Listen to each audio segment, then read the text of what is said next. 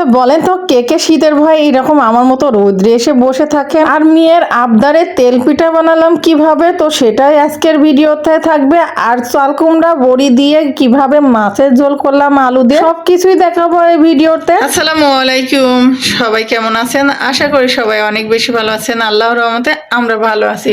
চলে আসলাম আবারও একটা নতুন ব্লগে সকাল সকাল। তো এখন বাজে 11:30 12টার মতো বাজে। তো চলে আসলাম ব্লগে, 12টায় বাজে।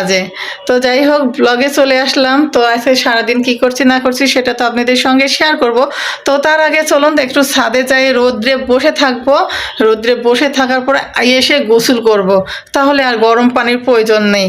তার জন্য এখন যে একটু রোদ্রে বসে থাকবো, বসে থেকে এসে গোসল করব। গোসল করার পরে বিকেলবেলা একটু বাইরে যাব, বাইরের ভিডিও দেখাবো, একটু আপনাদের সঙ্গে শেয়ার। আর সারাদিন সকাল থেকে ঘরে আরও কি কি কাজ করলাম সেইগুলো ব্লগ অবশ্যই আপনাদের সাথে শেয়ার করব। আর ভিডিওটি কেমন লাগছে অবশ্যই সবাই কমেন্ট করে জানাবেন। তো আজকে সারাদিনের ব্লগের সঙ্গে থাকুন আর দেখতে থাকুন, আপনাদের আশা করি অনেক বেশি ভালো লাগবে। আর অবশ্যই যারা আমার ইউটিউব চ্যানেলটি সাবস্ক্রাইব করেননি অবশ্যই ইউটিউব চ্যানেলটি সাবস্ক্রাইব করবেন। তো চলুন এখন ছাদে যাব, ছাদে যেয়ে একটু ঘোরাঘুরি করে বসে রোদে গাওটা একটু গরম গরম করে নিয়ে এসে গোসল করব। তাহলে দেখতে থাকুন, আজকের ভিডিওটি কেমন লাগছে আপনাদের অবশ্যই জানাবেন। তো চলুন ছাদে যাই। তো এই তো ঘরে থেকে সোজা চলে আসলাম, রোদ রোদ পোহাবো বলে রোদ্রে এসে এই তো দাঁড়ায় আছি। আর এখন কিন্তু আজান দিচ্ছে আর গোসল করব। তো একটু রোদে দাঁড়ালে না গাটা গরম হয় আর গোসল করতেও ভালো লাগে। তো এখন এই তো এখানে 10 মিনিটের মতো দাঁড়াবো, 10 মিনিট পরে যাই ঘরে, যেয়ে একবারে বাথরুমে যাই গোসল করে ফিরবো। তো ভাবলাম যে আপনাদের সঙ্গে একটু শেয়ার করি। আর আজকের ব্লগটা কেমন হচ্ছে সেটাও তো আপনাদের সঙ্গে অবশ্যই শেয়ার করব। শীতের দিনে রোদ পোহাইতে কারা কারা পছন্দ করেন কমেন্ট করে জানাবেন। শীতের দিনের রোদটা খুব মিষ্টি, রোদে বসে থাকতে খুব আরাম লাগে। আর কয়দিন ধরে খুব কোমরে ব্যথা, গায়ের ব্যথা, তো রোদে দাঁড়ায় আছি তো খুব আরাম পাচ্ছি। তো এই তো একটু রোদে বসি, তারপরে ঘরে যে গোসল করার পরে আরও সারাদিনের ব্লগটা আপনাদের সঙ্গে শেয়ার করছি। তো দেখতেই থাকুন। আর এই যে দেখুন ছাদে লেবুর গাছে লেবু ধরে আছে, সুন্দর না? লেবু, অনেক লেবু ধরে আছে গাছটাতে, অনেক লেবু। আর এগুলি এই তো আমরা যে বাসায় আছি বাড়িওয়ালাদের গাছ, সুন্দর। আর এই তো শীতকালে দেখুন গেন্দা ফুল, এটা গেন্দা বলে, গাঁদা বলে, কি ফুল আপনারা বলেন অবশ্যই জানাবেন। তো আমি তো গেন্দা ফুল বলি, আবার গাঁদা ফুলই বলে, গাঁদা ফুল বলে, গেন্দা, গাঁদা, কত ধরনের নাম আছে তাই না?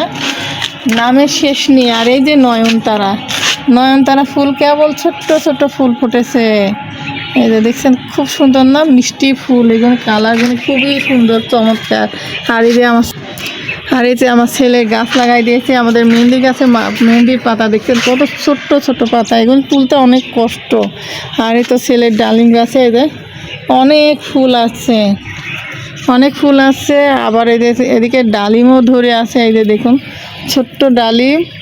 এই ডালিমটা কিন্তু অনেক সুন্দর হয়, এর আগের বার ধরেছিল, এটা আপনাদের সঙ্গে কিন্তু ছাদে থেকে আসার পর আর কোনোভাবে ভিডিও করা হয়নি। আর এই তো বিকেলবেলা মেয়ের আবদার ছিল যে মায়ের কাছে সে পাকান পিঠা খাবে, তার জন্য তার আবদার পূরণ করার জন্য চলে আসলাম। তেল পিঠা কিংবা পাকান পিঠা যেটাই বলেন না কেন সেটাই বানাবো। আর আমারও মন চেয়েছিল যে আমিও পাকান পিঠা খাবো বলে, তো ভাবলাম যে মেয়ে যেহেতু চেয়েছে আর আমারও মন চেয়েছে, তাহলে করিয়ে ফেলি পাকান পিঠাটা। আর তেল পিঠা, পোয়া পিঠা যেটাই বলেন না কেন এই পাকান পিঠাকে বলা হয়। তো যাই হোক, এই যে ফাইনালি এখানে কিন্তু আমি খেজুরের গুড় দিয়ে আজকে কিন্তু পাকান পিঠাটা বানাবো। আর আমি প্রথমে কিন্তু গুড়টা সুন্দর করে জাল করে নিয়েছি। আর যেহেতু এটা গত বছরের গুড় ফ্রিজে ছিল, তো এটা গরম করে নিলে কিন্তু পিঠাটা মজাই হবে আর চমৎকার খেতেও হবে। তো এইখানে ফাইনালি আটাটা গুলে নেওয়ার পরে এই যে দেখুন, এই যে পাকান পিঠার জন্য ছেড়ে দিলাম তেলে, দেখা যাক কেমন ফুলতেছে সেটা আপনাদের দেখিয়ে দিয়ে। আর এই যে দেখুন কত সুন্দর তেল থেকে কিন্তু একবারে ছেড়ে দিয়েছে। এখন পিঠাটা যাই হোক মোটামুটি হয়েছিল, আর পিঠাটা খেতে